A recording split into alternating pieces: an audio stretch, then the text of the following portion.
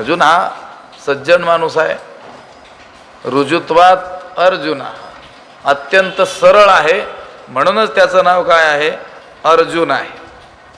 रुजू अत्यंत सरळ असलेला, म्हणूनच त्याच्या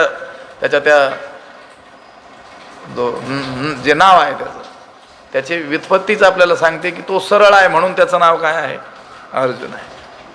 तो स्वतःच्या स्वार्थाचा विचार करत नाही आहे, तो विचार करताना सर्वांच्या सुखाचा काय करतोय, विचार करतोय. या उलट प्रतिपक्षात कौरव पक्षामध्ये जे दुर्योधनादी बांधव आहेत, कौरव जे आहेत,